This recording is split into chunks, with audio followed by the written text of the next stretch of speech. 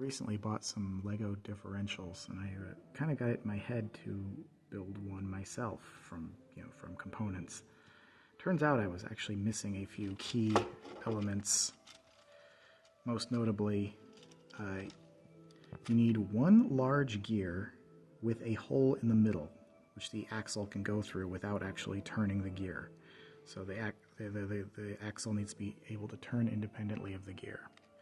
The only thing I had that fit the bill was one of these, or these double-sided, not sure what you call this thing. It's got the one gear that rotates inside the other gear.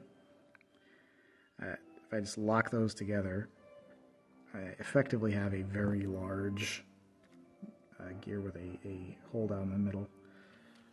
That solved that problem, but it created another one. Now, normally you would need to somehow connect this longitudinal shaft to this now transverse gear. These guys and these guys here don't really play very nicely with these. So what I needed to do was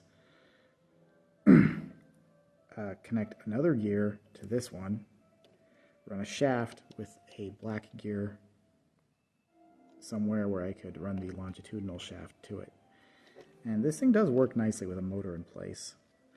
But yeah, so now I've got something that works. And the reason I'm using these gigantic wheels is because I've got this gigantic gear here, and it has to be bigger than the gear for it to work. Okay, so this is just a differential built with parts I had lying around for my classes, which are not building things like differentials. And it does in fact work, and with these big wheels we can see it quite clearly. So you can see the wheels turning opposite directions here.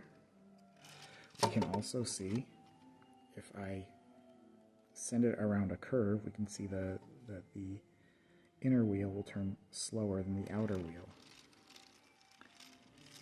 Okay, and let's turn this over and get a good look at the differential innards themselves. Yay!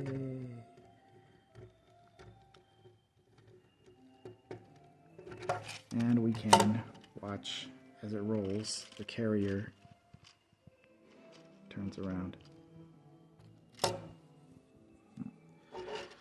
I'm sure it's possible to make this a little bit smaller.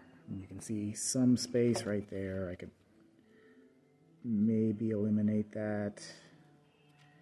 And if I did with this different arrangement, I could probably eliminate that space too. I could probably get this about 2 blocks shorter. But with this thing in place, I don't think I can make it any narrower. Yeah. And there we go.